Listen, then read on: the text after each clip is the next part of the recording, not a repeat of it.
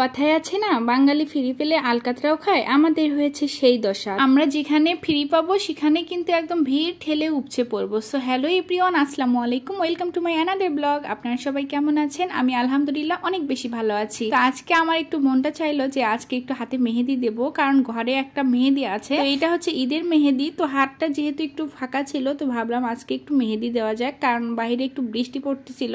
বাসায় একা একা থাকতে থাকতে মাঝে মাঝে অনেক বোরিং ফিল হয়। তো এইরকমই কিন্তু আমি সবসময় করি, হয়তো সাজি না হয় হাতে মেহেদি দেই, তাহলে কিন্তু সময়গুলো খুব সুন্দরভাবে কেটে যায়। তো আপনাদের ভাইয়ার আজকে নৌপ্রধান এসেছিল, তো সেই উপলক্ষে আর কি ওদের খাওয়া দাওয়া করানো হয়েছে। তো আমার জন্য আবার বাসায় আসার সময় আপনাদের ভাইয়া এই নাস্তা আইটেম গুলো এনেছিল, মানে ভাতের খাওয়া দাওয়া মানে বিরিয়ানি খাওয়া দাওয়া গুলো ওখানে করেছে, কিন্তু নাস্তার আইটেমটা আমার জন্য এনেছিল। এখানে অনেক কিছু আজকে কিন্তু নাস্তার আইটেম দিয়েছিল, বার্গার, তারপর ফল দিয়েছিল, কেক, তারপর ড্রিঙ্ক, তারপর আরো মিষ্টি জাতীয় খাবারগুলো দিয়েছিল। তো বেচারা আবার না খেয়ে আমার জন্য আর কি আনছে। যে বাসায় একটা তো আমার বউ আছে, ওকে না দিলে আবার ওকে কে এনে খাওয়াবে, সেই জন্য কিন্তু খুব ভালোবেসে আদর করে আপনাদের ভাইয়া আমার জন্য বাসায় এনেছে। বলে যে আমি ওখানে খাইনি, দেখছো তোমাকে আমি কতটা ভালোবাসি। তো আমি বললাম যে যেগুলো আসল খাবার সেগুলো তো খেয়ে এসেছো, নাস্তার আইটেম গুলো শুধু বাসায় এনেছো। তো তখন বলে যে আসলে বউকে এইভাবে ভালোবাসা দেখাতে নাই, যদি একটু কিপটামি করতাম ভালোবাসতে তাহলে বুঝতাম। তো যাই হোক, রাতের বেলা আমার একদমই ভালো লাগতেছিল না। তো আপনাদের ভাইয়াকে বললাম চলো না একটু হেঁটে আসি বাহির থেকে। তো আপনাদের ভাইয়া বললো চলো গাড়িতে করে ঘুরে নিয়ে আসি। তো আমি বললাম না, আজকে গাড়িতে করে ঘুরতে যাব না, আজকে আমার খালি পায়ে হাঁটতেই ভালো লাগতেছে, মানে ইচ্ছে করতেছে আর কি। তো আপনাদের ভাইয়ার সঙ্গে হেঁটে হেঁটে বাসা থেকে বের হলাম। আমরা যেহেতু চট্টগ্রাম সিইপিজেড এর পাশাপাশি থাকি, মানে হসপিটাল গেটের একদম সাথেই থাকি, তো এখানটাতেই আমরা এসেছিলাম। এখানে একটা শপিং মলের নিচে এরকম ফ্রিতে হচ্ছে সিম বিক্রি করতেছে।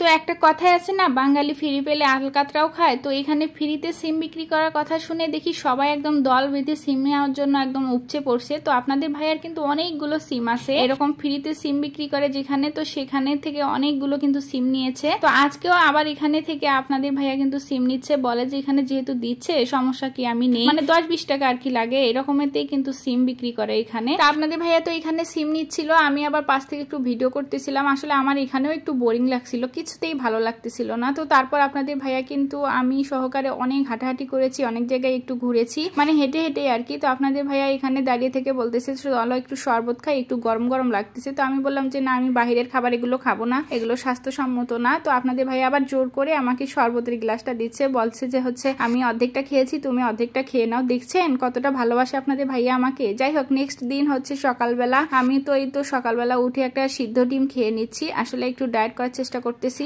প্রায় অনেক কয়েকদিন হলোই আমি হচ্ছে শর্করা জাতীয় খাবারটা বাদ দিয়েছি, তো এখন শুধু হচ্ছে পুষ্টিকর জাতীয় খাবারগুলোই খাওয়া হয়। তো আপনাদের ভাইয়া এখানে হচ্ছে লেখাপড়া করতেছে আর কি, আর হচ্ছে আমি সকালবেলা তো খেয়ে নিলাম। এটা হচ্ছে মিডল টাইমে আমি একটু ছোলা দিয়ে আর কি সালাদ দিয়ে মেখে খেয়ে নিচ্ছি। আসলে কি বলবো, দিন দিন ওজনটা এত পরিমাণে বেড়ে যাচ্ছে আমার, যা একদম কল্পনার বাহিরে। তো ভাবলাম না, এবার একটু ওজনটা কমাতেই হবে যেভাবেই হোক, সেই জন্যই আর কি ওজনটা কমানোর জন্যই চেষ্টা করতেছি। আপনারা সবাই আমার জন্য দোয়া করবেন, খুব তাড়াতাড়ি যেন ওজনটা একটু কমাতে পারি। যাই হোক, আপনাদের ভাইয়া কিন্তু প্রতিদিন ডিউটি থেকে আসার সময় আমার জন্য এরকম পান আনে। আপনাদের ভাইয়াকে আমি এতবার করে বলি, ওগো তুমি পান আনবা না, পান আনবা না, এরকম পান আনলে তো আমার তো অভ্যাসটা একদম খারাপ হয়ে যাবে। পান খেতে খেতে একসময় দেখা যাবে আমার দাঁতের অবস্থায় 12টা বেজে যাবে, কিন্তু কে শোনে কার কথা। প্রত্যেক দিন ডিউটি শেষে পান আনবেই তো আনবেই। তো যাই হোক, এখন পান খেয়ে নিচ্ছি দুইজন মিলে। আপনাদের ভাইয়া একটু রেস্ট করতেছিল, তো বলতেছিল আমাকে একটু পানটা একটু রেডি করে দাও। তারপর আপনাদের ভাইয়াকে পানটা দিলাম, আমিও খাইলাম। আপনারা যে যাই বলেন না কেন, পান খেতে কিন্তু ভালোই লাগে। যখন একটু চিবাবো না, তখন কিন্তু অনেক মজা লাগে। আমার কাছে তো ভালোই লাগে, আপনাদের কাছে কেমন লাগে জানাবেন। তো যাই হোক, আজকের ব্লগ এই পর্যন্তই। আল্লাহ হাফিজ।